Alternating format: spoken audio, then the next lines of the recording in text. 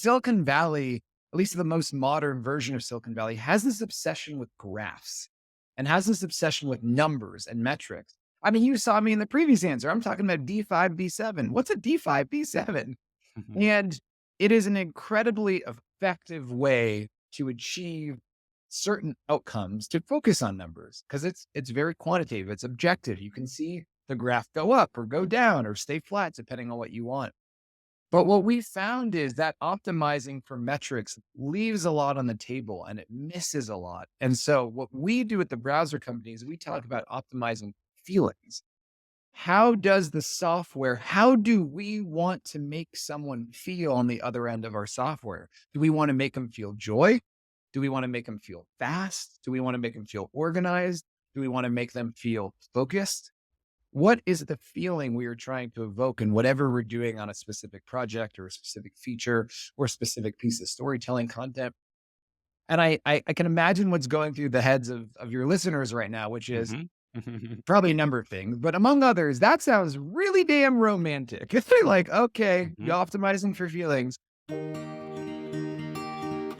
Welcome to Lenny's podcast, where I interview world class product leaders and growth experts to learn from their hard won experiences building and growing today's most successful products. Today, my guest is Josh Miller. Josh is the CEO and co founder of a company called The Browser Company, which makes a product called Arc, which has quickly become my default web browser.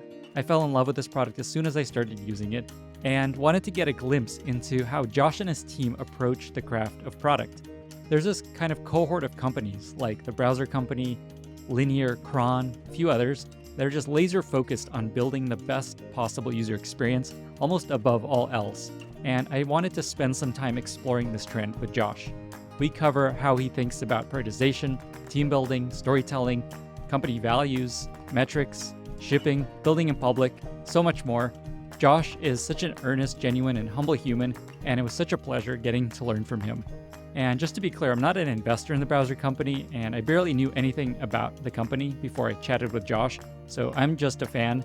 And as a special surprise, Arc is normally invite only, but if you're listening to this now, check the show notes for a special link that'll get you right in to use the browser if you want to play with it yourself.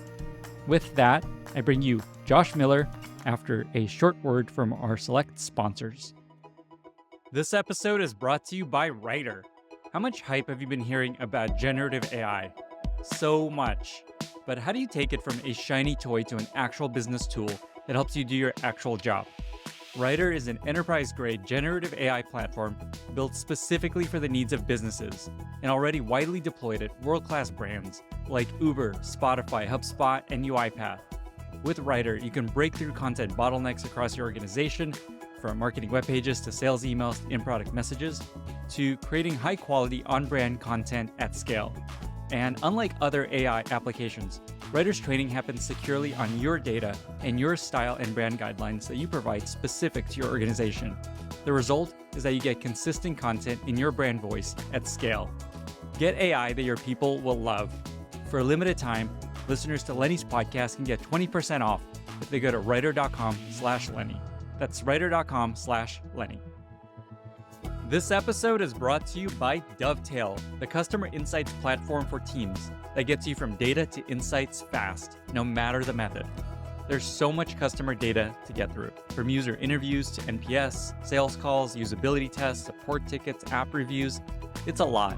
And you know that if you're building something, hidden in that data are the insights that will lead you to building better products. And that's where Dovetail can help. Dovetail allows you to quickly analyze customer data from any source and transform it into evidence-based insights that your whole team can access. If you're a product manager who needs insights to motivate your team, a designer validating your next big feature, or a researcher who needs to analyze fast, Dovetail is the collaborative insights platform your whole team can use. Go to dovetailapp.com/Lenny to get started today for free. That's dovetailapp.com/Lenny. Josh, welcome to the podcast. Thank you so much for having me, Lenny. It's absolutely my pleasure. You are the CEO and co-founder of The Browser Company, which builds a product called Arc. Can you just talk about what is The Browser Company? What is Arc? And then whatever you can share about just like the scale of Arc at this point, that'd be really interesting to hear. Sure. I hope you don't mind me doing this. I'm curious. I hear that you may or may not use Arc. How would you describe Arc to somebody? Like, the simple explanation is it's just, the best web browser that I've used. So to me, it's a browser. I know that you have a bigger vision than that, but that's, like, the way I see it as a layperson who hasn't seen the full vision. Awesome. I think we can go home now. That's great. I'll take that. There we go. No, to be totally honest with you and your listeners, we have a really hard time describing Arc, which is something I'm not proud of, but it is objectively a replacement for your default web browser. And people who try it seem to really love it. And most people seem to have a hard time using the internet in the old way. So that may sound like I'm being coy, but we have workshopped many a one-liners, and we the words have escaped us so far. So to be honest, it is on our to-do list to get sharper about that.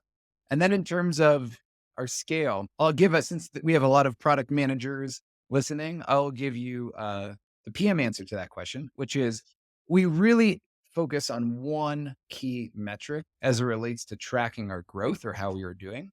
We call it D5, D7. A lot of other companies call it L5, L7. But the human explanation for that is how many people turn to Arc at least 5 days a week?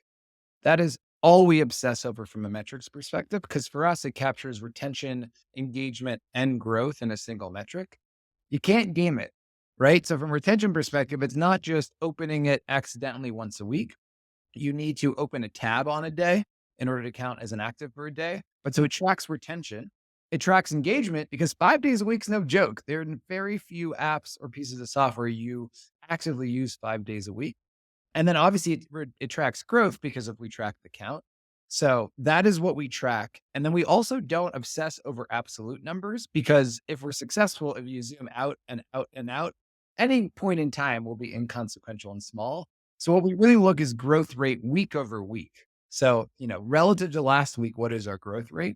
And for the past 8 months or so, we've been growing over 10% every single week. So very, very thrilled with that. Do not think that will continue. If anyone is listening, I would be shocked if we continue like that for another 8 months. But yeah, we obsess over how many humans use Arc 5 out of 7 days a week. And we really want that number to grow as fast as possible every single. I love that we're already talking about metrics and retention. This is off to a good start. You got to know your audience, Letty. We're gonna talk about just, like, how public you are about everything, but would you be up for sharing your retention actual numbers like the D5 and D7 you just mentioned? Yes, with the asterisk that I didn't prepare for that. So, Rebecca, correct me on Twitter after this if this is wrong. So once again, we don't look at DAU retention. We don't look at weekly active user retention. We really just look at D5, D7 retention. Depending on the cohort, that's somewhere between low to mid 30s and low 40s. So really, really fantastic. Again, not going to continue.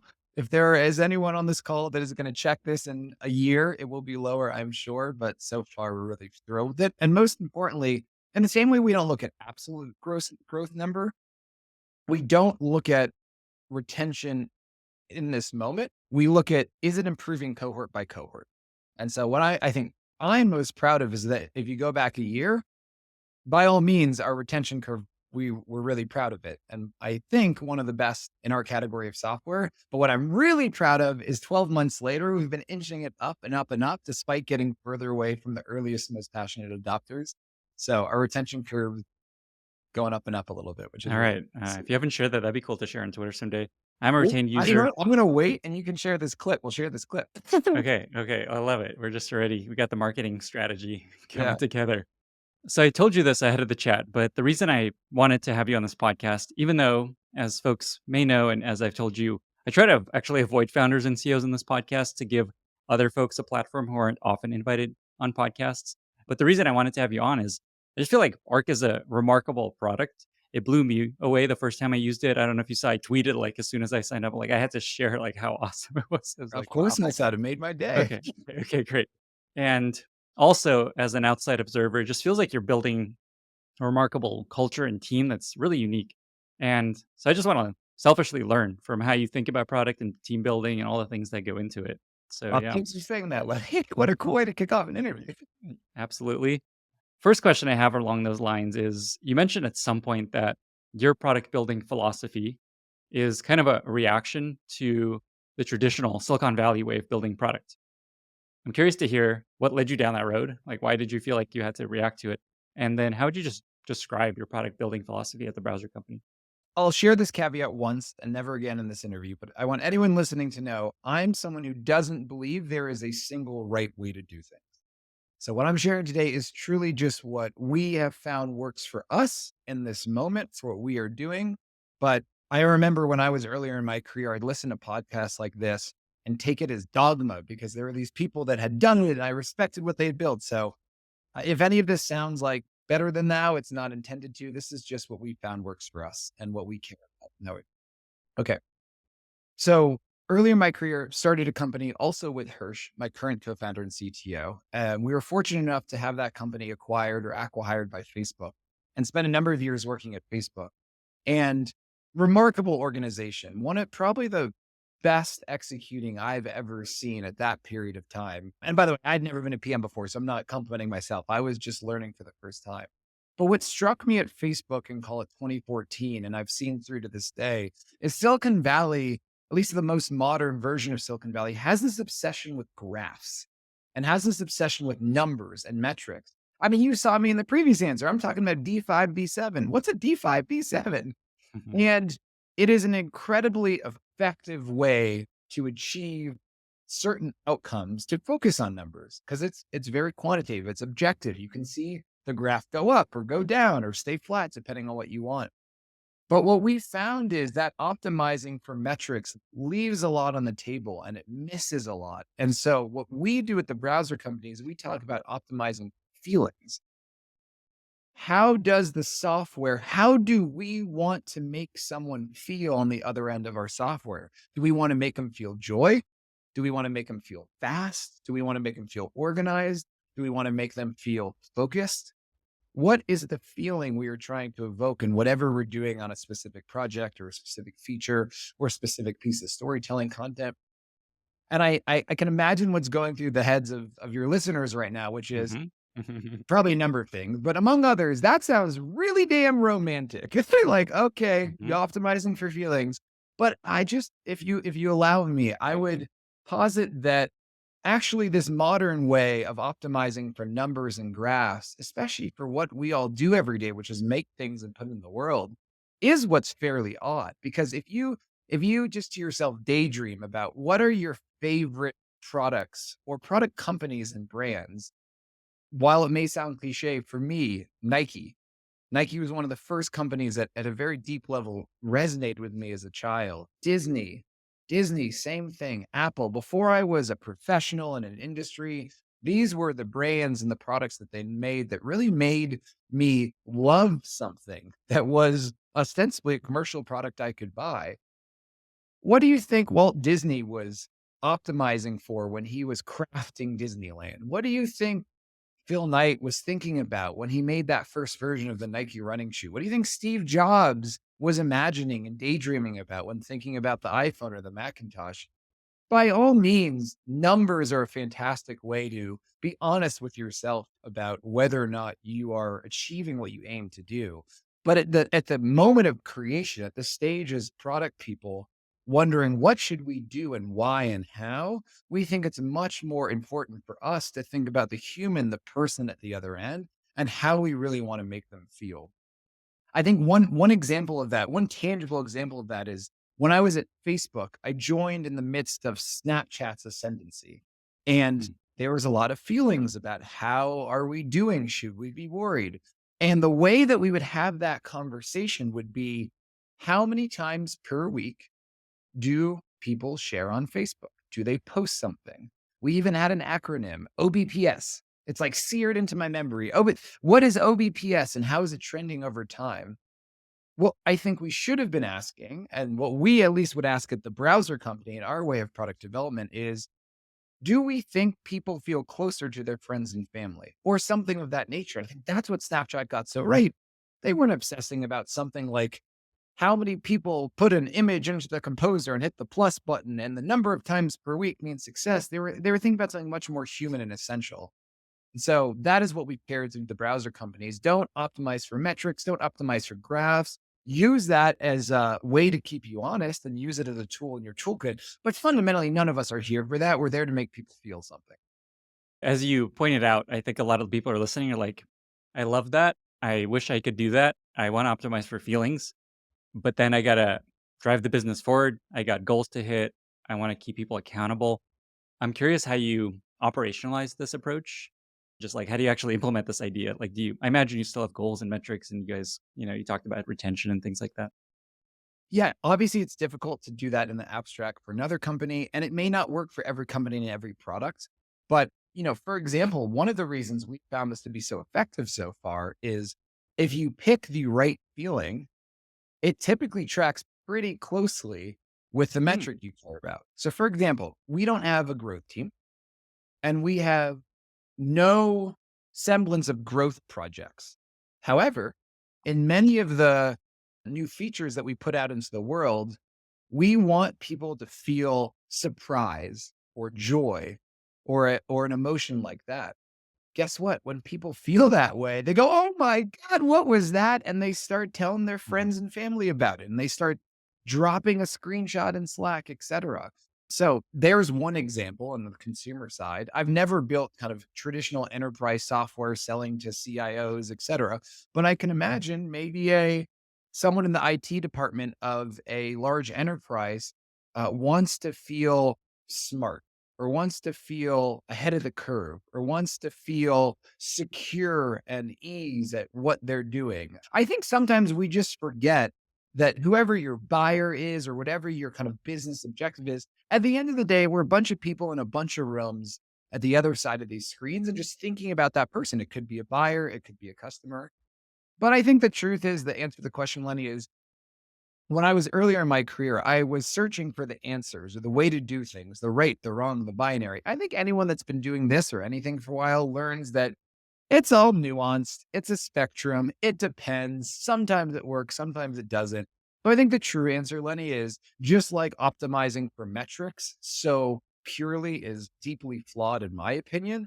Optimizing for feelings so purely is flawed as well. And it depends on what you are doing, what the project is, and a lot of other things. But I think the reason we come out so strongly is I do think Silicon Valley has tended so far towards optimizing for graphs and metrics that if we can reel it back in a little bit, at least as just one company, I think that will be good. But the truth is, it's both.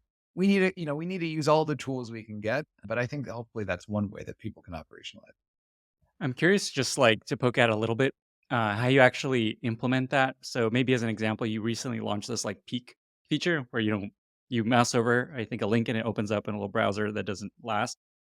Do you put together a little spec of some sort of like we're trying to create surprise, and maybe here's a metric we think about it?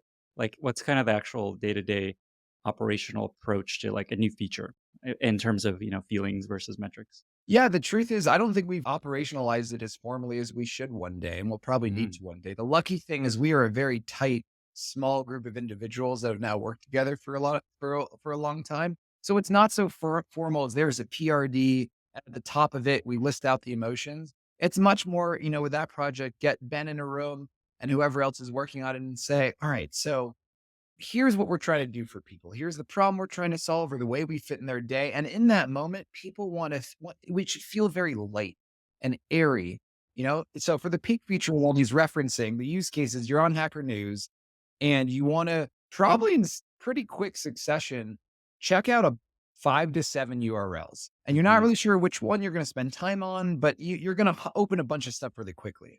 And Peak allows you to effortlessly just like peek into it without leaving Hacker News and context switching to this whole new tab and going back and forth.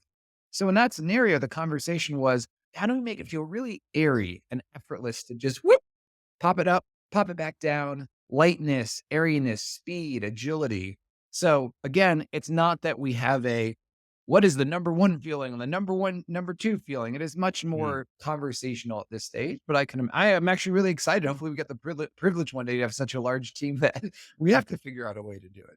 So that's an example of how we think about it. That's a good segue to a question I wanted to touch on. So I asked Scott Belsky what I should ask you. He's a big fan of yours. I don't know if he's an investor, but he's just like, I love Josh. And I asked him, what should I ask Josh? And one of his questions was, about you guys ship very quickly. Like you're shipping meaningful features every Friday. And you also close the loop really well with customers when they come ask for something. You're like, hey, we did it. What is it that you do? And what can people learn from the way you all operate that allows you to ship quickly? Well, first of all, thank you, Scott, if you're listening. It's somewhat of an awkward question admittedly, because of course, as the team, it's sort of like someone complimenting you about your product. It's always impossible to really take and accept the compliment because you see Yeah. all the blemishes. Of course, we see all these ways in which we don't ship fast enough and could be doing a better job listening and building with members. But at risk of sounding a bit cliche, I really think we ship our values. So we thought a lot about our values as a company. You can read about them online. And I think if you examine those values and then you look at your compliment or Scott's compliment, you can see them one to one. Hmm. So the first, and I really think the most important, is we hire people that show up with heartfelt intensity. And a lot of companies, I think, obsess over craft details. There'll be a value like we obsess over the details. What we say is we want people that show up to our company with some fire in their belly, something that they are out to do. And for each person, it's a little bit different. For some people, it may be UI craft details. For other people, it may be achieving double the performance with a quarter of the engineering headcount. Everyone has something, but they show up with this heartfelt intensity. And I think even relative to everything else I'm gonna say, that's it. If you have a team that has heartfelt intensity and is there for a purpose and something to prove, you get it. You give them a very exciting, ambitious prompt and get out of their way, and they will do remarkable work. So showing up with heartfelt intensity. That our second value is assume you don't know. Assume you don't know. And the value assume you don't know is even if you know, even if you're a subject matter expert, we have someone at our company that literally built the first version of Chrome and ran it for 16 years. But he more than anyone embodies this beginner's mind of I have no idea how this should work or what will happen. And the follow up to that value is so we got to get going. It's like dropping in a new city. You just got to walk out the door of your Airbnb, turn left, and maybe you'll turn right and then you'll hop on the subway, but you just got to get going and see what you find. And so we have this attitude of you're showing up with this heartfelt intensity, but you start by saying, I have no idea what I'm doing. I have no idea what's going to happen. So we just got to get going. And that biases in a default to action.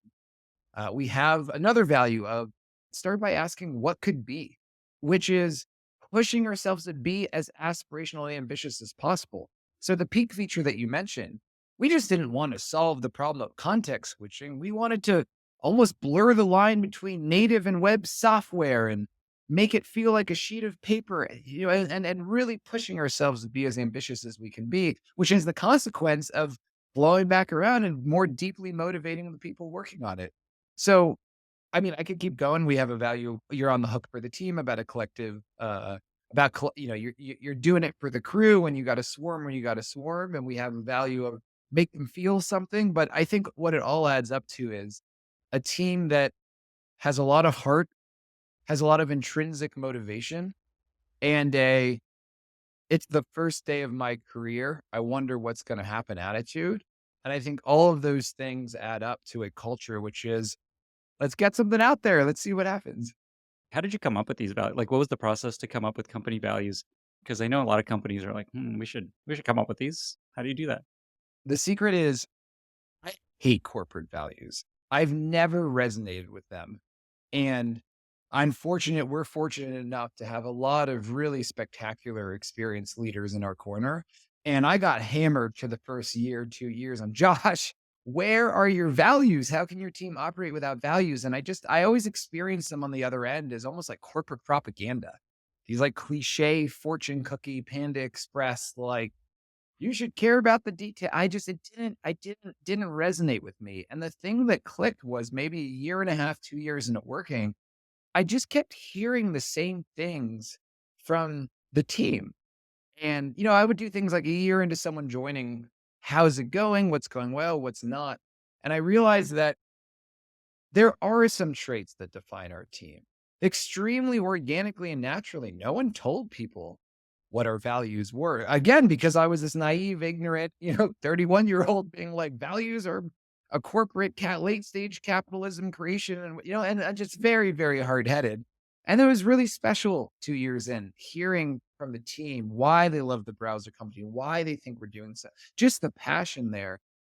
And then we challenged ourselves to what became a value. Well, if something about the 5 one-liners on the corporate webpage feels off, start by asking what could be and dream a little bit. And what I realized was all of the statements people would say about what they loved about the browser company, what they thought defined the way we work, they reminded me of how I like to take road trips. I'm a big traveler. I'm a big fan of dropping in somewhere new and just exploring. And so we just had this aha moment of let's, instead of having a corporate landing page with 5 value titles and subtitles, let's write a manual for how to take a road trip. Hmm. So we wrote an essay called Notes on Road Trips that uses this semi-biographical but mostly fictional story about a person and their father taking a road trip when they're a teenager to tell the story of how we do things at the browser company and share these values, but in a way that hopefully won't feel so propaganda-y and feel a little more you're reading an essay.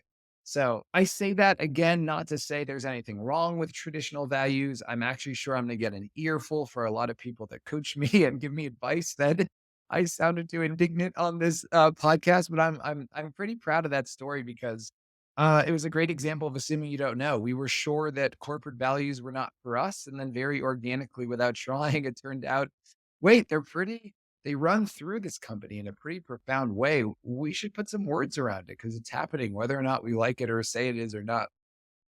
That's awesome. I have the page here, and it's quite beautiful. And we'll link to it in the show notes. Just like very briefly and tactically, did you just sit down and start writing this thing, and then people kind of gave you feedback? Like, how long did this process take? Just for folks that maybe want to go down this road. Yeah, warning, downside of this process is that it takes a lot longer than we thought it would, because Yeah. we put so much heart into it. So what it Mm, started with was, again, in my kind of natural one-year check-in type conversation, starting to notice these patterns.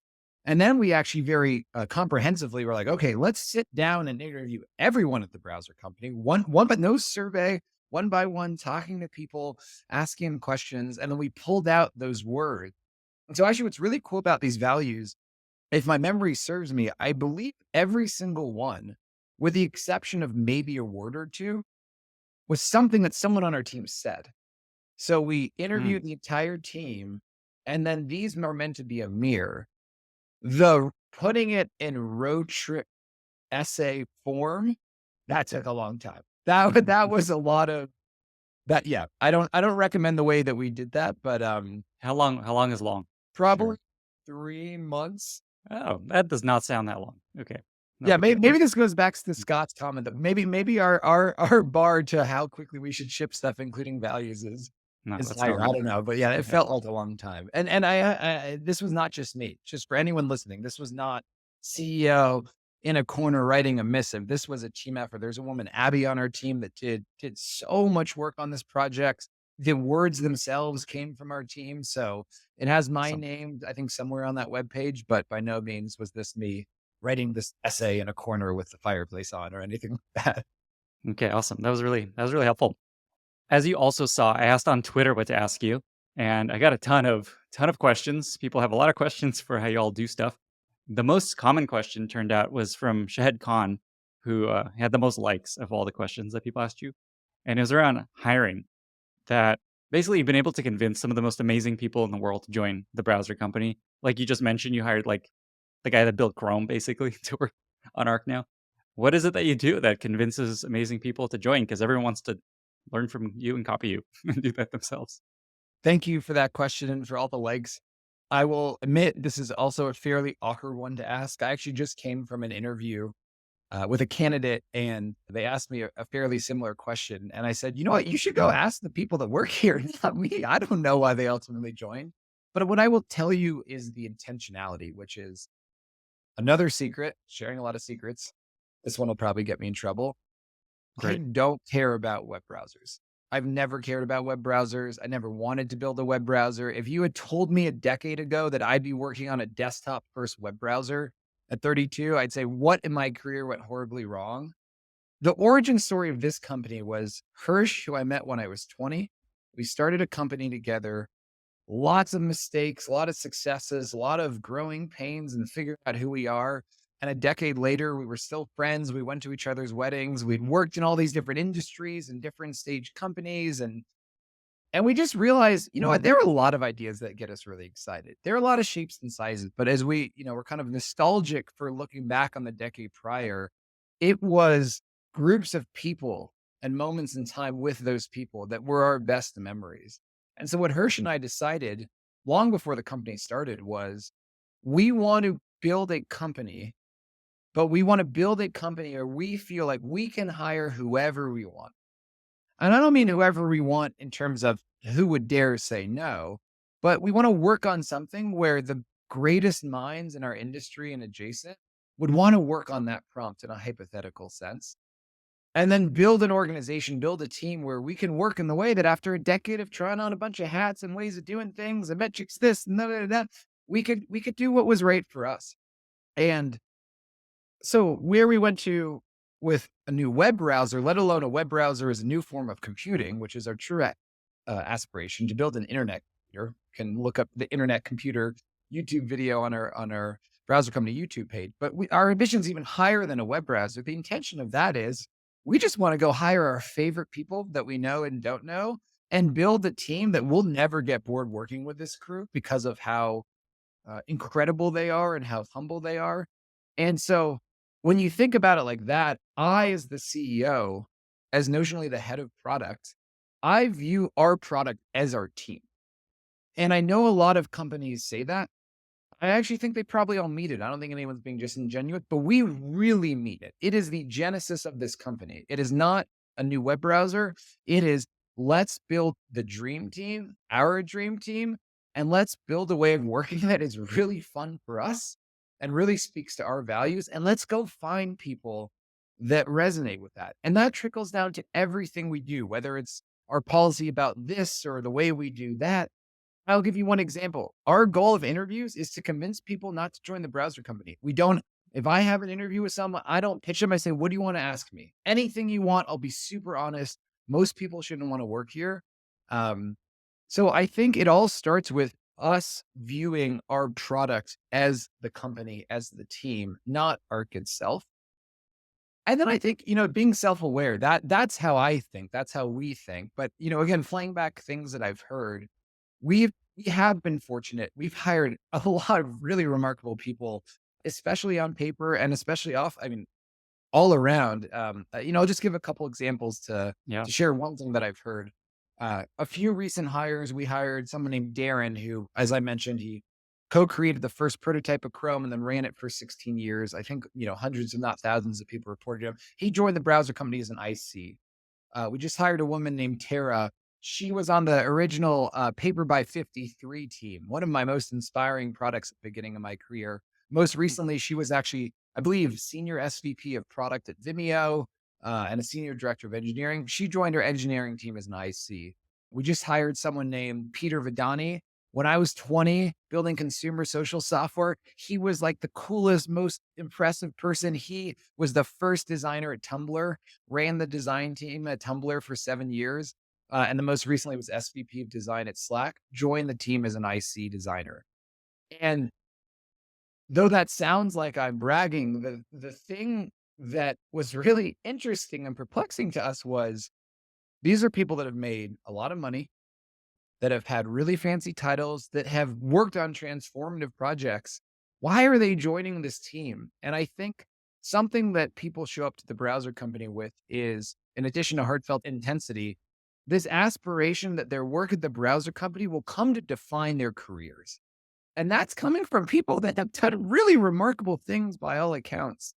And I think more than anything, we've realized that in order for people like that to join and to show up with that, there are a number of things you have to promise and provide them that make folks like that gravitate with the intention of doing their work at their career, ranging from an incredible ambitious aspiration, really empowerment to do what kind of to uh, act on the prompts that they're given on behalf of the team in the way that they see fit, and truly trusting and empowering them, a very kind culture. I think if you've been doing this for a decade plus, your tolerance for bullshit is very, very low.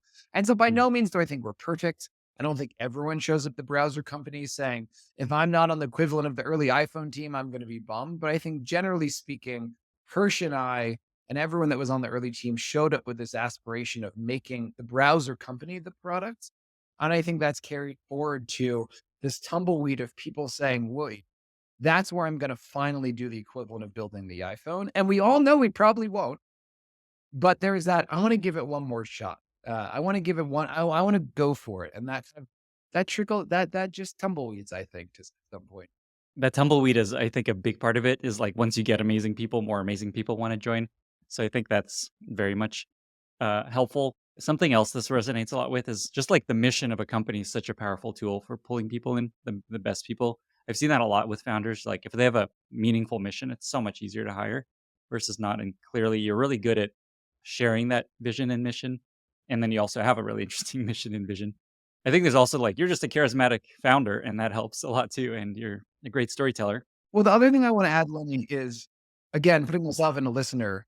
I imagine a lot of what I just said probably sounded a little bit, could come off if you don't know me and you don't think, as a little bombastic or a little like, again, romantic. Very tactically, I'll give you something that was just sort of who we are, but I think has helped contribute to this tumbleweed. From the Mhm. very first person we hired, we celebrated them publicly. The fact that they joined and in a very like heartfelt way, telling you about them as a person, what they did, long before we had anyone that anyone would have heard of before working at the browser company. Just because it was earnest. We were really proud. It was, again, if you think of our original mandate as building the company as the product, when our first designer joins, we want to tell everyone about it. That's a product launch. That is the product launch. And then whenever we ship something, we go out of our way to celebrate the people that worked on it publicly. I think there's a CEO hero worship sometimes in Silicon Valley. I do very little at the company. And I do very little as it relates to the thing people fall in love with art. I do a lot for the browser company, but I don't make art. I didn't make Peak.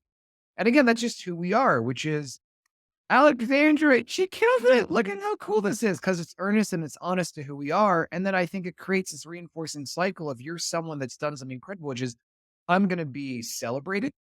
They truly want me here. I'm going to be recognized for the work that I do. It's not going to just accrue to this like CEO figurehead who everyone thinks is some genius visionary. And so again, by no means are we perfect. By no means do I think we get it right all the time. But because it's such an authentic expression of who we are and what we were trying to do, I think we do little micro implementations like that that ladder up to that principle I got so excited about, but are as simple as like, oh, someone tweets about some animation. They're like, "Whoa, this was fun." Tag Sherry. Sherry made that. Sherry is incredible.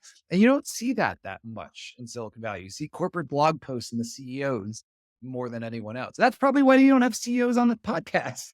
Because you don't want, Mhm. you know this, Lenny. That is why that's your policy. You don't want to hear from the CEOs. They're not the ones building the product. You want to hear from the people actually doing it. That's why I love this podcast so That's right. much. That's right. Thank you. I'd say just hearing everything you're saying, the browser company sounds like an incredible place to work. I could see why people want to go work. It's pretty simple. You touched on being public and sharing everything that's going on, and that's another area I wanted to spend a little time on.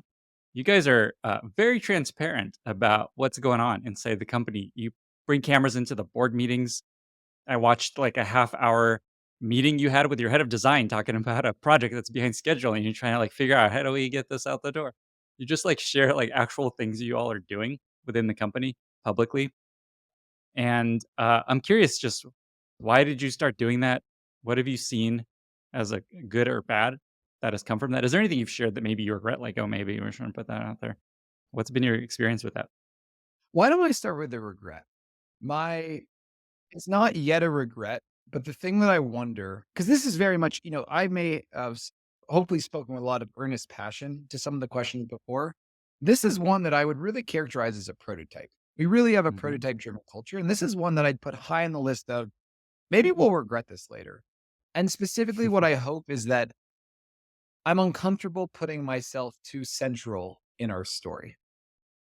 But naturally, when you're doing storytelling publicly, there's a gravitational pull for the CEO and the founders to be at the center of that.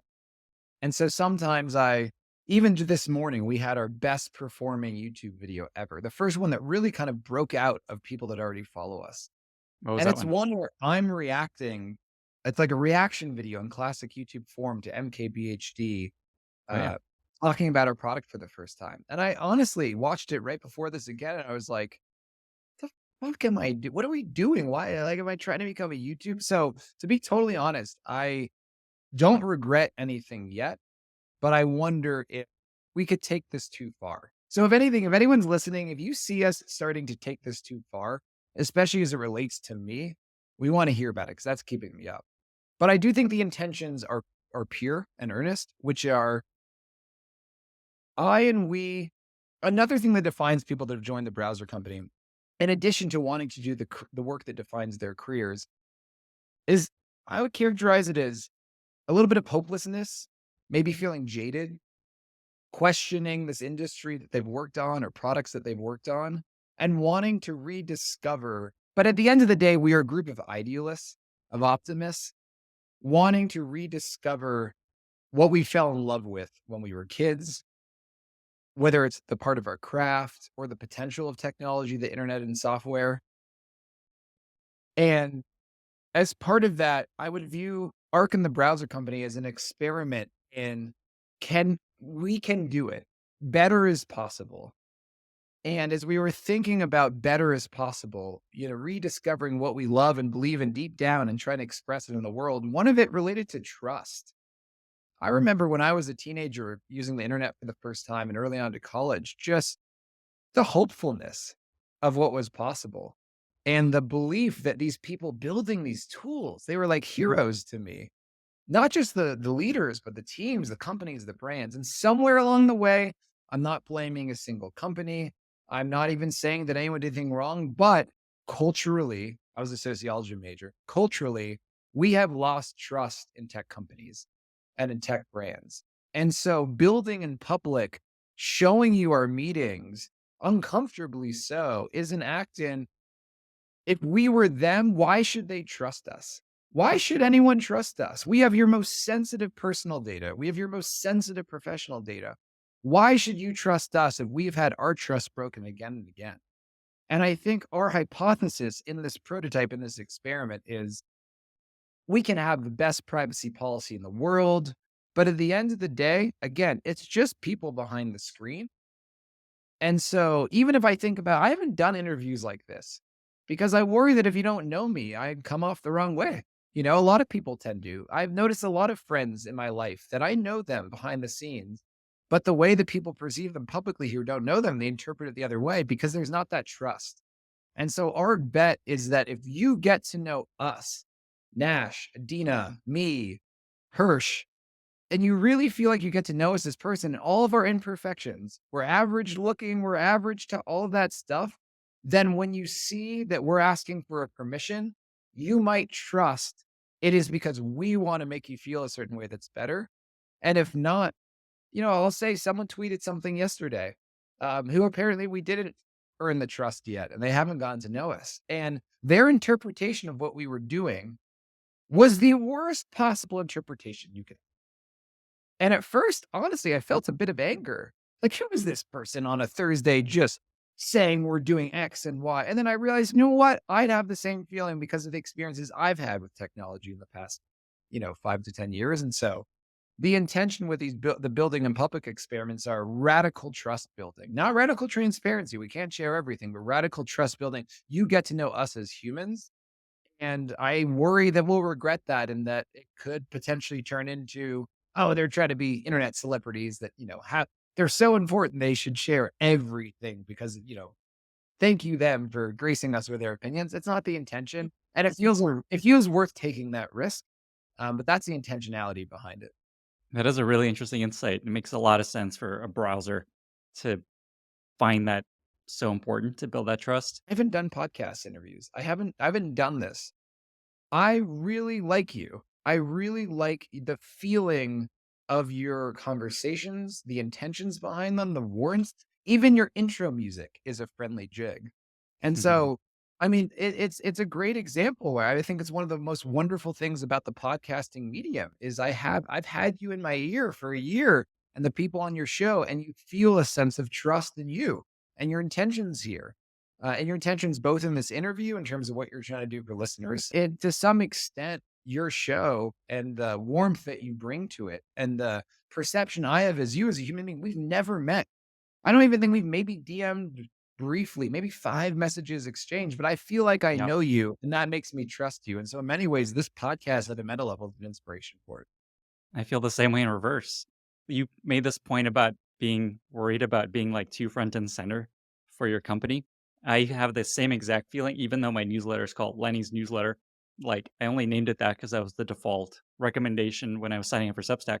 Like I don't want to be this like I know it all. Come to me. Welcome to my know it all place. Like I really dislike that, and that's why I created this community that kind of lives along the side where people can help each other because I'm not gonna have all the answers.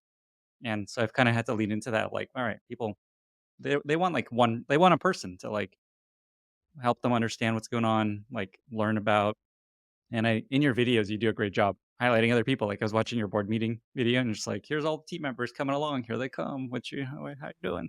So, anyway, all that to say, you're doing a great job finding the balance. Oh, thank you. You as well. I appreciate it.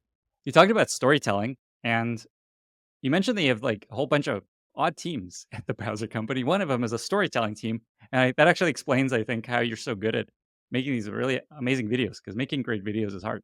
Can you just talk about some of these odd teams that you have that probably other companies don't? One of the other things that hopefully you're picking up in this interview so far is we are a very prototype driven culture. It goes back to the assume you don't know ethos. We try a lot of experiments and we try them related to product features, related to how we work together, related to the stories we tell. So this isn't the category of, I'm not sure it's going to work, but we're trying it. And it seems to be working so far, at least for us. What Lenny's referencing is we have a handful of teams. I'll pick two just as an examples. We have a membership team and we have a storytelling team. And though you probably recognize or obviously familiar with those terms, those aren't historically startup orgs or startup disciplines and teams. And let me tell you about the intention behind both. Membership. Membership was when I was at Facebook, the most impressive thing to me about how Facebook built product was their user research team. Shout out to Loie and Jane. I don't know why you would be listening to this podcast, but you deeply inspired me when we were at Facebook together. They had the Mhm. most incredible team of user researchers. And it always felt odd to me, and this isn't Loie and Jane's fault. Actually, in fact, they suffered from this, that user research almost felt like a service organization relative to product engineering design. There'd be a PM, the PM would get assigned a researcher, and the PM got to decide how to use research and ask them what to do and ask them questions. But seeing the potential for when you really get to know the people that you are building for, that you're serving at a really deep way, it is extraordinary. How do you build product any other way? And so we took that to the extreme at the Browse Company, which we said, let's not think of it as customer support, customer service, customer success, user research. Those are just business terms. Those are just industry terms. At the end of the day, what we're saying is if there is a human being from the moment they touch our software or our products for the first time to if they have it last, we need to have a deep, genuine, ongoing relationship with them. And on day one, that may be air quote customer success. How do I use this thing? On day 37, that might be I have a bug. Do you mind helping me fix it? And on day 58, that may be, hey, we're shipping the mobile app soon. What do you want from mobile? What do you want on your phone? Other companies view that as different orgs and disciplines. We view that as there are a bunch of people at the other end of this that we are serving from the moment they touch our product for the first time. Let's own that relationship full stack and think about it holistically. And so that's the membership team. On the storytelling side, very similar, different type of person. Again, we're a humanistic company. So the theme here is the people on the company, the people at the other end. So if the membership team takes people from the moment they touch our product for the first time to the last, the storytelling team is about people we don't have the privilege of serving yet. They don't use ARC. They don't know what ARC is. That could be an investor, air quote, investor relations. That could be members of the press, air quote, PR. That could be just people out in the world, air quote, marketing, and one day sales. But at the end of the day, it's telling our story to people. It's telling our story to people and thinking about that holistically in full stack. So that's how we think about teams is we start with first principles asking what are we really trying to do here? And what is the most direct way to manifest that, even if it's not how other people do it? In practice, one of the benefits of that is I do think it leads to certain pieces of content, for example, that people go, "Oh, wow, how I've never seen that before." But again, it's not. I think anyone's capable of this. I think we have an extraordinarily talented storytelling team and membership team, but I really think it's as simple as the intentionality of what is the team, what are their incentives, what are the disciplines on the team. Even hiring a video editor, for example, is a small company, but the video editor not having just like make a TikTok account go viral, but think about it more holistically in terms of the people. So again, there's a lot that breaks down. There's a lot that's not going well about it. I have no idea how this scales to 500 people. And yeah, so this is not me saying this experiment is ultimately going to be a huge success or right for everyone or even us at different times. But that was the intentionality of the membership team, the storytelling team, and others. And even product management, we don't have PMs at the company. I'm my title at Facebook was product manager. I love product management, but we view it not as a team. We view it as a leader, a role on a project, on an effort. And depending on the project, different types of people should be a PM. So we have a performance related project going on where, of course, an infrastructure engineer should be that air quote PM. We have a product project where actually I think someone from membership should be the PM because ultimately, yes, we're building software product, but it is really about serving our members in a specific way. So we should have someone from membership be a PM. Again, as you can imagine, as is going through the heads of everyone listening, that must break down in 18 ways. Oh, it definitely does. And so, I'm not promising one day it won't change. But again, continuous to the company is assume you don't know, start by asking what could be, and let's just try some things and see what happens. Start with what could be. I love that value. This episode is brought to you by Linear. Let's be honest, the issue tracker that you're using today isn't very helpful. Why is it that it always seems to be working against you instead of working for you? Why does it feel like such a chore to use? Well, Linear is different. It's incredibly fast, beautifully designed, and it comes with powerful workflows that streamline your entire product development process, from issue tracking all the way to managing product roadmaps. Linear is designed for the way modern software teams work. What users love about Linear are the powerful keyboard shortcuts, efficient GitHub integrations, cycles that actually create progress, and built-in project updates that keep everyone in sync. In short, it just works. Linear is the default tool of choice among startups, and it powers a wide range of large established companies such as Vercel, Retool, and Cash App. See for yourself why product teams describe using Linear as magical. Visit linear.app/Lenny to try Linear for free with your team and get 25% off when you upgrade. That's linear.app/Lenny. So I was going to ask you, actually, you talked about why you don't have PMs. Do you think you'll hire PMs in the future? Having a PM background, do you think you'll get there? Or do you think you'll try to stick to this? People do the PM role depending on the project. Yeah, we're increasingly hiring people that at other companies may have a PM title. I'd say Mhm. we have 2 to 3 right now that could have a PM title at another company. I don't think we will have a PM org or a PM role because again, we believe depending on if you unpack the verbs that a PM does, I think those are verbs that anyone that we hire could do. And it really depends on what is the project and what are we trying to do. I think the thing that will be unwavering is we like to hire mutts. And I haven't yet figured out a term that comes off as more endearing because it's meant to be very endearing. But for example, there's a woman in our company named Rebecca. Rebecca was a data scientist lead at Quora. She got her PhD at MIT and I think behavioral psychology or something. I'm probably going to misquote that, but it's got some crazy degree at MIT. And then was a software engineer at Stripe. And I'm talking about Rebecca through her resume. She's a much more, there's so much about Rebecca. She plays effectively a PM role right now. She is effectively PMing effectively our multiplayer team. But what was so awesome about meeting Rebecca is her and other people at this company have the mindset of I make things and I will do what I need to do to make what I want to make, whatever that verb is, whatever that discipline is. And that requires people that are multidisciplinary in practice and multidisciplinary in approach to their work. It's not that we don't hire PMs, but we want to hire people who kind of have a multidisciplinary approach and view things as I like to make things. Tell me how I contribute to making it. And sometimes they may play the verbs of a PM and sometimes it may be something else. This can be a really interesting story to follow. I've seen this journey a few times at different companies. What I find is a lot of times, uh, like people that are good at other things like engineering or design, for a while they're like, "Yep, we don't need PMs. I'll do the PM job." And then eventually they're like, "This sucks. I hate doing this stuff. Why do I want to design? Leave me alone. I don't want to sit in a sauna all day. I don't want to be in meetings."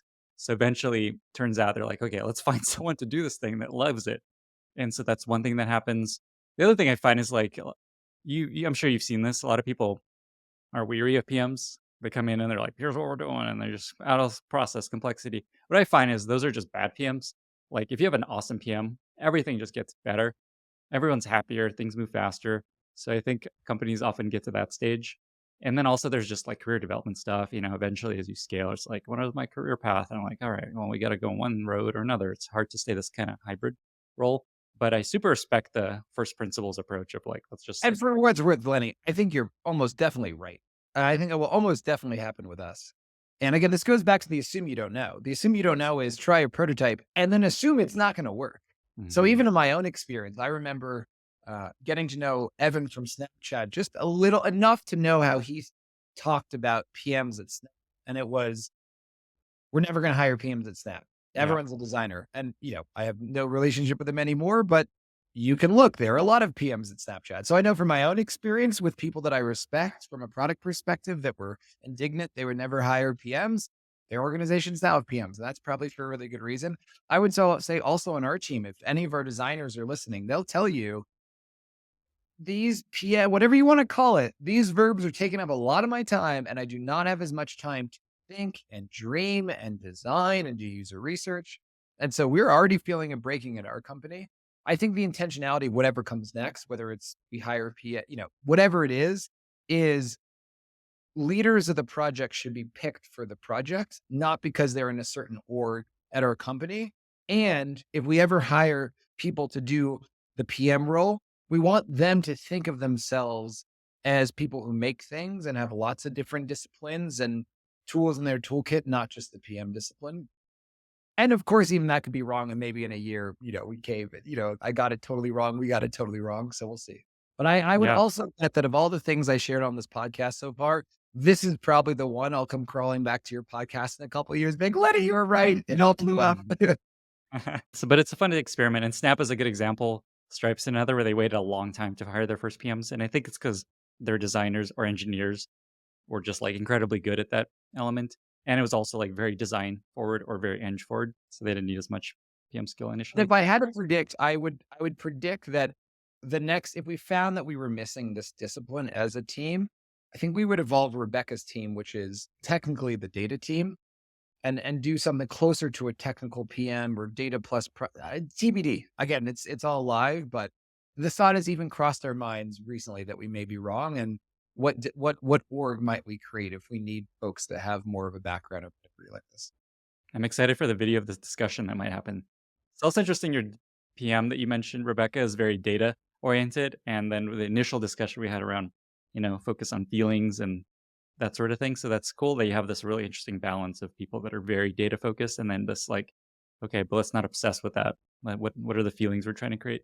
Yeah, and because again, the point of optimizing for feelings is not hire people who make feelings. It's hire the like Rebecca's title is data lead. She runs our data team, but Rebecca is one of the most humanistic people I know.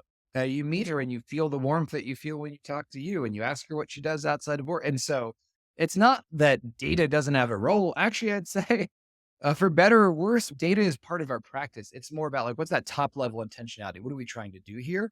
But we have a lot of people that data is either a noun they've had in their resume or it's been a part of their practice a lot in the past. Awesome. One very tactical question with the storytelling team makes me think about Airbnb's video team. A lot of people were joking internally for years and years that the videos Airbnb put out in the early days was like accounts for like half their market cap because they're so good. And you're just like, oh my God, I want to go on an Airbnb. They just make you feel so much and they're so made. And so, what is like the makeup of your storytelling team? Because I imagine some companies may be listening, like maybe we should do something like this in our team. Yeah, we have a 3-person storytelling team. It's run by a woman named Nash. There is a gentleman named Ellis, who is a background, started as a reporter at The Verge. Maybe there was a publication before that, but I met him when he was a reporter at The Verge covering social media. And then he ran marketing strategy for Snapchat for 7 years. And then we have a person named Josh Lee, who I actually met as an intern. He was an intern at Facebook as a designer, then an intern for me at the White House when I worked at the White House, and then decided that he was over product design and over design and totally just jumped and be like, I'm going to be a filmmaker. And has been making really fascinating kind of indie films for a few years now. And he's our video editor on the team. And so the three of them and it's so interesting, Nash's background. She had a brief stint at NBC, but again, you get to know her and she writes poems after hours, and her dream is to write a fictional book. And I mean, anyone that knows Nash, especially who's listening, is just a force, a force. And the three of them, what's so interesting about them, which also relates to our design team, we like one of the things I also found at Facebook is there was a tendency towards homogeneity. As you know, there's sort of a stereotype of a Facebook PM, for example, or a Google PM, and the contrast between them and the way they work. And one of the things we also have purposely done on the storytelling team and otherwise, let's hire radically different archetypes. Ellis cannot be more different than Nash. Nash could not be more different than Josh. There's some Mm. shared values, there's some shared beliefs, but they're very different. Ditto on the design team. Our design team is they are all over the place in terms of who they are, what they've done, their sensibilities, their aspirations. And whether it's the storytelling team or the design team, that can be hard sometimes, just to be honest. It's a lot easier to say, hey, we're the Acme Co storytelling team, we're the Acme Co design team. We hire designers like this and storytellers like that. We hire people all over the place. We have an extremely diverse team, but in all senses of the word. But again, like the no PM thing, it's not without flaws. I can see why a lot of large companies over time tend to like it's the Facebook way or no Mm. way, or you're not good for here. Yeah. It's actually, I think, the exact makeup of the Airbnb video team. I forget what they were called. They didn't have a cool name like the storytelling team, I think, but it was a videographer, a editor, and then they're a producer, basically. Yeah, I mean, I remember going to Airbnb's offices early in my career and seeing the storyboards lining the Hmm. walls Hmm. and just being like, "I wanna work here." So I actually am not familiar with I'm familiar with Airbnb's videos and brand marketing. It's fucking fantastic, excuse my Yeah. language. Hmm. But, yeah, I remember just walking around that office being like, "Oh my goodness, are they making a movie or something? Like, what is going on It's here?" funny you say that. And for folks that want to find that, we'll link to it in the show notes. But if you Google Snow White Airbnb, you'll actually see these storyboards. They basically hired a Pixar storyboard artist to draw out keyframes of the journey of a host and a guest. And that became a central element of the strategy of like, let's make each of these moments as amazing as possible. And it was based on the movie Snow White. You can read about it. And for what it's worth, this is a great moment to share all of the beliefs that I've shared here on behalf of our team.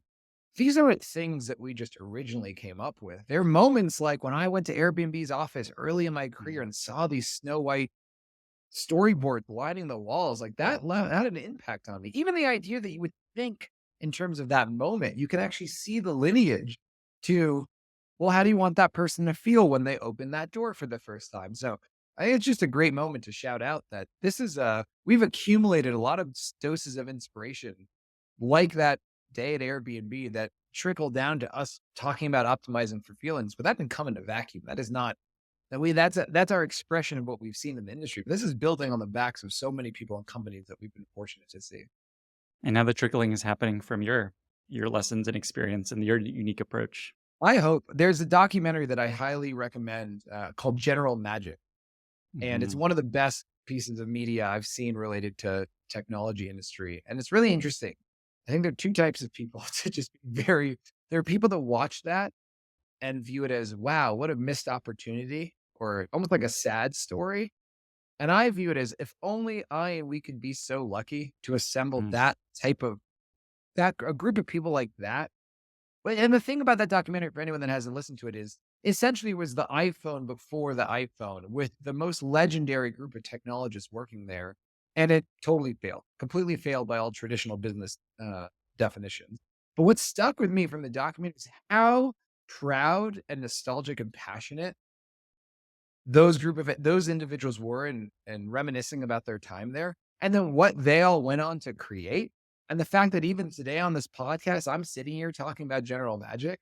So, I mean, to your point of hopefully browser company will have ripple effects. That to me is the ultimate goal for me personally, at like a very emotional level. Like, if we could only be so lucky, like that that that to me seems like success in many ways. Yeah. What's cool is you're getting a lot of footage that will be very useful for a future documentary on the history of the browser company. So like, I didn't think about it like that, for better or worse. One last thought I was going to mention in terms of the storytelling, movie making elements of Airbnb. Uh, Fun fact: there's a period where product managers were actually called producers because one of the founders was like, we don't want to manage product, we want to produce beautiful experiences and like a movie producer. And so that was like a year and a half maybe of Airbnb's history where product managers are producers. The problem is we got a lot of job applicants from like Emmy winning producers and they're like, oh, I want to work at Airbnb. I was like, Actually, one I know this podcast is about very tactical advice. So one tactical piece of advice I'll give is yeah. whether or not you like the idea of the storytelling team or something else, a byproduct of some of these experiments that we found works really well is when you give something a new name, it sheds a lot of preconceived notions of what the thing should be. We found that even with product. So if you say you're building a browser history feature, then the benefit is everyone knows what you're talking about. And the downside is everyone knows what you're talking about. And you show up with these preconceived notions of what it has to be. And so if you go back again to our value ask what could be, in many ways, the point of calling the team the storytelling team or the membership team or not having PMs as an org, all of this stuff isn't meant to be novelty for novelty's sake. It's meant to almost be a rhetorical tactic to make people think truly first principles about what are we trying to do here. And again, if at the end producers are called PMs, that's fine, but I assume when it was called a producer, a much more intentionality was given to communicating and talking about and discussing what does a producer do? What's their relationship with design? Because no one knew what the heck a producer was. And so ultimately that may have been a failure in other ways. But that's one of the things we found tech to be really helpful is whether it's a product feature or a team or whatever, give it a made up name just to really get to the root of what you're trying to do there and not borrow too much from wherever you worked before or whatever you've seen in popular media or whatever. I love that. And it's very undoable. Like you gotta undo it. You know, it was like it's not a Exactly. two-way, it's a two-way door. And I like the just the vision, the value you have of just prototyping things and whatever. It didn't work. Let's go back to what everyone else is doing. You mentioned great product, and there was something I definitely wanted to chat a bit about, which is just there's kind of this like group of companies who are just building, like focused on let's just build the most amazing product experience. Companies like, and I feel like the browser company is at the forefront of a lot of this, but it's like you guys, Linear, Raycast is this product, Cron. There's probably a few more, and I'd love to actually hear if there's others that I'm not thinking about. They're just like obsessed with the user experience and less focused on drive metrics, drive revenue. And I'm curious, just where do you think this goes? What's your take on this trend? Like, why isn't every company thinking this way? Or is this just like, we don't know if this is a good idea in the end?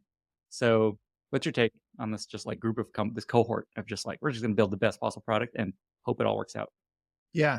Well, I'll say first, I love those products or many of those products you mentioned. There's some I haven't really used. But for example, our company runs on Linear and has run on Linear since day one. So I'm a big fan of that. So the way that we think about it is so I actually spent 2 years at a venture capital firm as an investor called Thrive Capital. They've invested in Slack and GitHub and a lot of really transformative companies. But I was an investor there. I was a venture capitalist. It even feels weird to say that. And I learned a lot from that experience that has made me, I think, a better CEO and a better product leader. And one of the things I learned is different ideas, product ideas, business ideas, company ideas come with different attributes and things that will matter to their success. And so when thinking about starting the browser company and picking this category of software, Hirsch and I were incredibly intentional about what that would mean for what would need to matter for our company. And so if you think about the web browser category traditionally, I'm not saying forward facing, I'm not saying it is what we are doing, but if you were to look backwards and take the browser company out of it and look at the web browser category, you noticed a few things. The first is it's actually one of the most consumer pieces of software out there. People forget that. That's the opportunity to us. So you ask someone on the street, what's your web browser? What do you think? They either won't know or they won't care. What I don't know, it's fine. I don't know. But what pieces of software do your parents, your little nieces and nephews, and you use? What's at the center of that Venn diagram? Your parents hopefully don't use TikTok and Instagram, or probably don't. Your nieces and nephews, I hope, don't have a reason for email at the tender age of 16 or, a calendar. And a web browser is one of the few things in the middle. So it's an incredibly universal piece of software consumer, unlike very few other things outside of a smartphone and messaging and maybe video calling in 2023 and a web browser. So it's very consumer, very universal. The second attribute is it's a commodity. I'm not saying that Arc is a commodity where we want to be, but objectively, web browsers are interchangeable. They all do the same thing. Increasingly, they're literally just carbon copies of the exact same code, Chromium, with little tweaks around the edges. So they're all the same. It's a commodity market and they're unbelievably lucrative. Browsers print cash. There is a reason why they're owned primarily by Google, Apple, and Microsoft. They're incredibly high margin, they're incredibly lucrative. Low marginal costs, the cost of revenue is incredibly low, et cetera, et cetera. So we have a product that everyone in the world uses where they're all identical, essentially, interchangeable commodities. And if you can get people to use it, you're going to print money. So the attributes of that business and that product category mean you have to win on how much do people love your product and feel an emotional connection to it and choose your brand, your product over the other, almost not rationally, but emotionally. And so if you tie that back to everything I've said before, bingo, that is what we want to work on. That's what we wanted. We want to create emotional connections with people. We're creating that emotional connection with as many people as possible and delighting them with surprises and animations is the way you win. It's not romantic. It is practical. It is in many ways, it's capitalistic. This is how we win this market, if you want to think about it that way.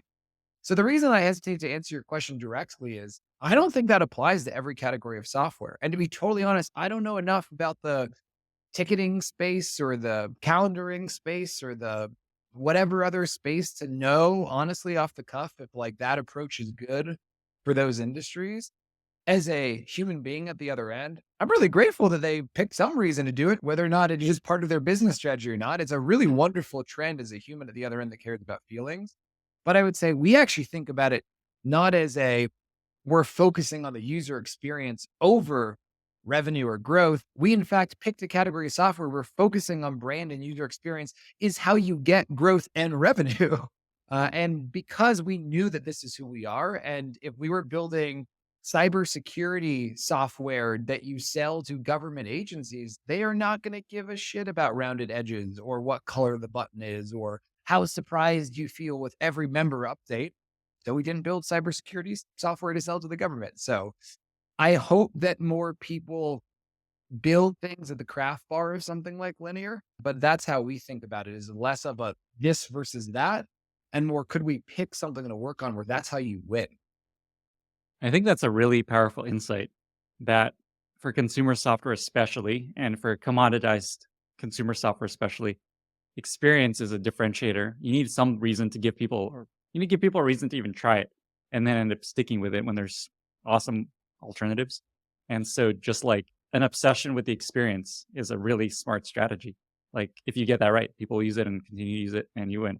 I've seen this with Yeah. a lot of, and COVID, as I'm sure everyone listening has, a lot of the kind of remote work collaboration tools, a lot of them obsessed to their credit over really interesting design details and product feature concepts that were imaginative and brought people together in new ways.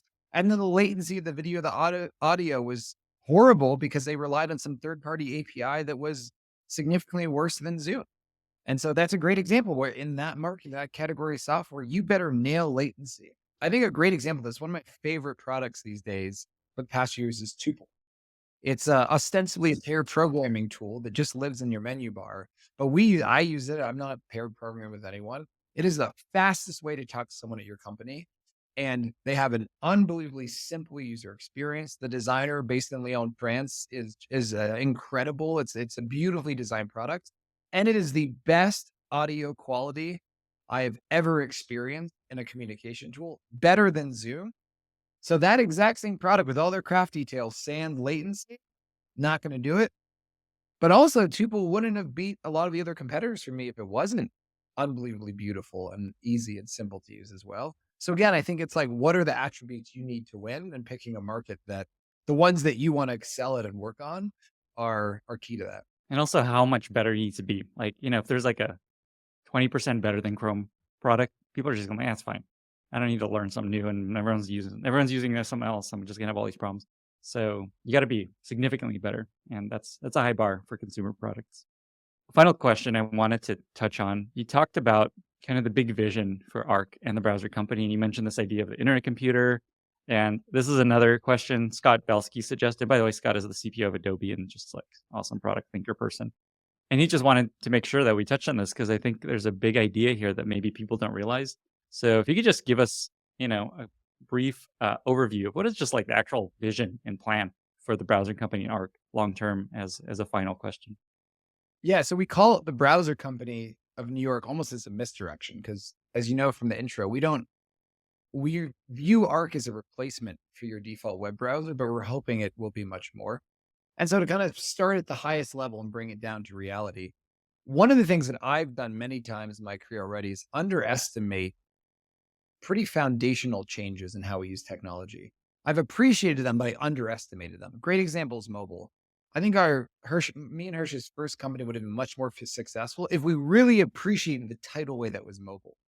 I think one of those macro trends we're underestimating right now is the shift to cloud computing, the shift to the internet, which may sound weird because every big public company mentions Microsoft Azure or, Amazon Web Services. You hear about cloud, cloud, cloud, and cloud. But again, that's kind of this business term.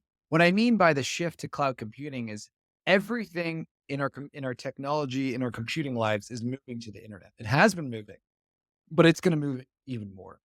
And what I mean by that is your applications are almost all today web-based, internet-based applications, and they will all be soon. There's very, very few pieces of truly local-only software or even local-first software left. All of our files are moving to the internet if they're not all already there. So if you really think about your files today, and again, you ignore the word files, the stuff you need for work in your personal life, they're not sitting on your desktop. They're all URLs. It may be an air quote PDF, but that PDF is probably out on Dropbox somewhere and you're accessing it as a URL. Your photos may seem like they're on your iPhone. They're not on your iPhone. They're on some iCloud server somewhere. When you get a new iPhone, they'll be right there. The manifestation of that actually is if you smash your device that you're listening to this on right now, whether it's a phone or computer, other than being sad that you lost the resale value and there's a chore of replacing it and a cost of replacing it, you would not lose any of your stuff.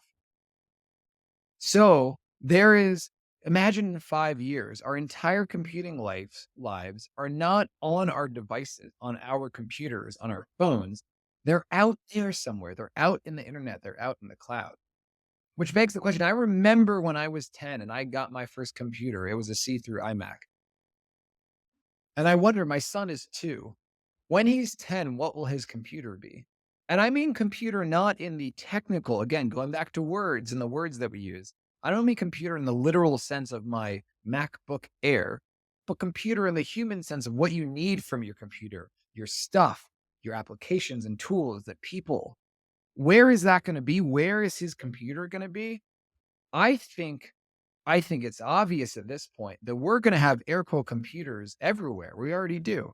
My car has CarPlay. My TV is a computer. My laptop is a computer.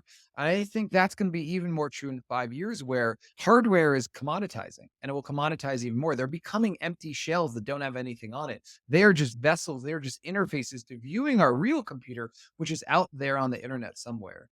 And so our view is that what we are building at the browser company is an internet computer. is a air quote computer for this world where the move to the internet and a move to the cloud accelerates and continues the tsunami as much as we think it will. And the way we represent that is we say we want to be to the web browser what the iPhone was to the cell phone.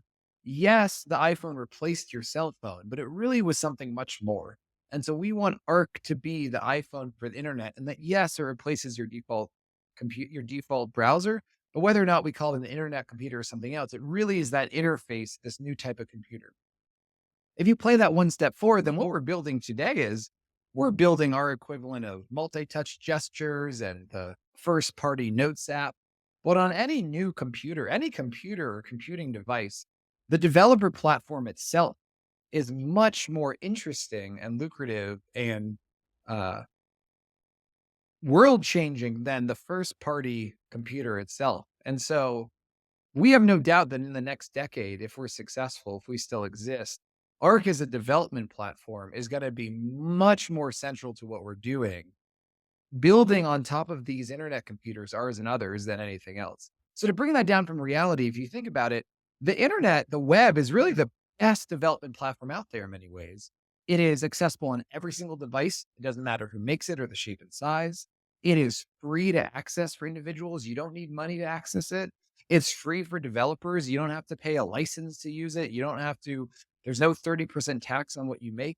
And it's democratic. The best frameworks can win, and so, in many ways, if you were to say, "Hey, in this future, we want to see what is the platform that we want to do, we should be developing on top of what has the best attributes," the web has that.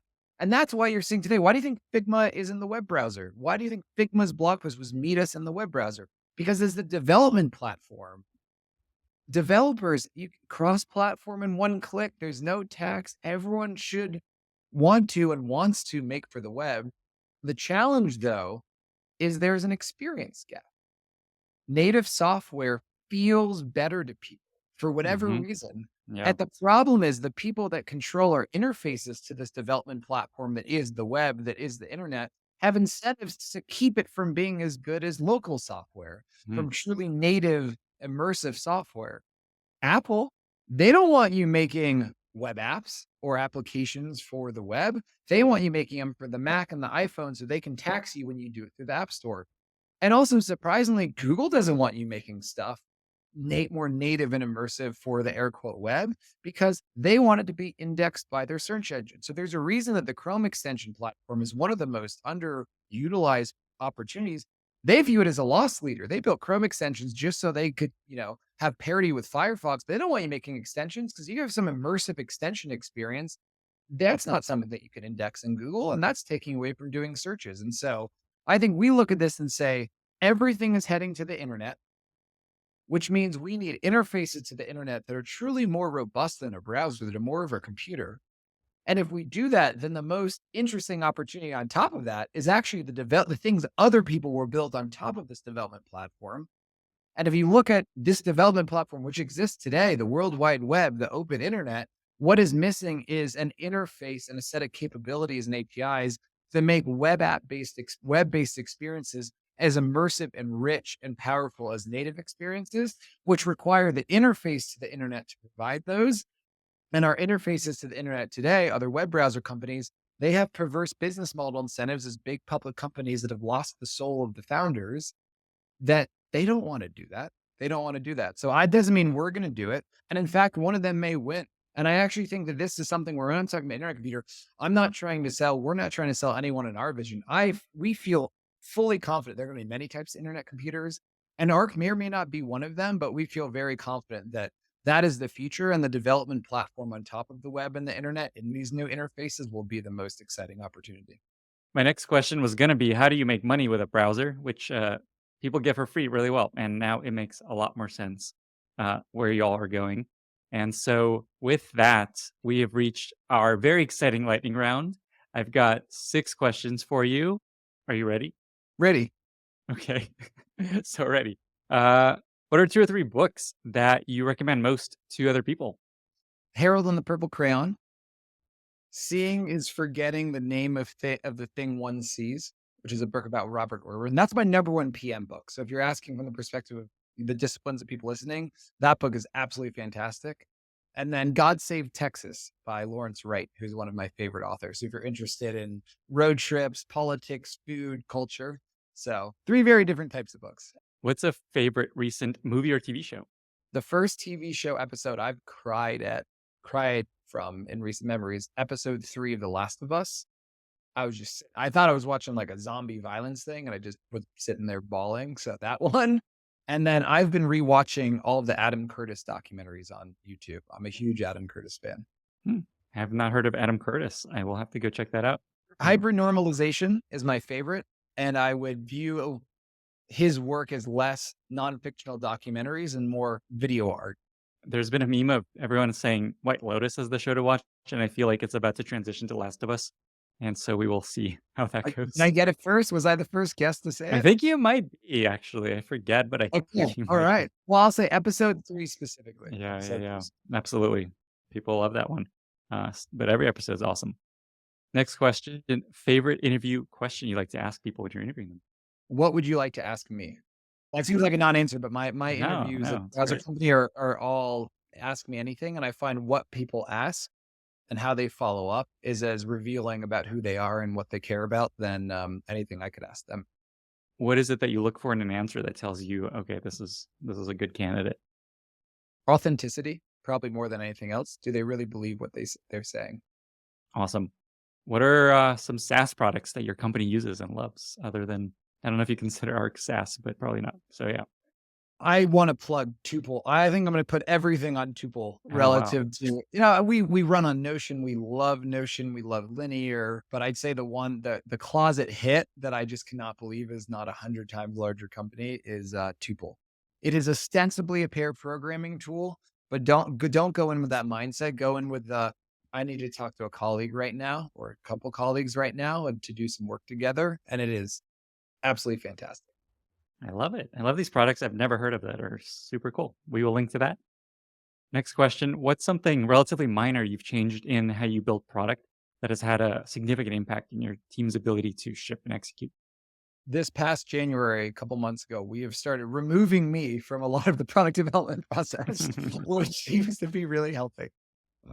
So that has been the big shift this year. That's a big transition. I went through that at Airbnb, and it's great. It's great for everyone.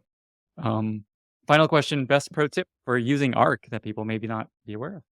Try your best to not think of it as a browser and have a beginner's mind about how it works and how you might use the internet. Whoa, big idea.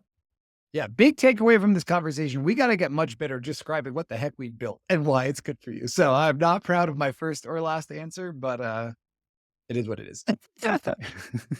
And we're actually, I'll mention this in the intro, and if you listen to this already, you probably heard it already, but we're going to link in the show notes. We'll have a link to actually get into Arc, because right now it's waitlisted, and we have this link that will get you straight into Arc. And so go check it out. Josh, you've shown up with heartfelt intensity. I feel like I want to go apply for a job at the browser company now, but you're not hiring product managers, so I'm not going to do that. Just kidding.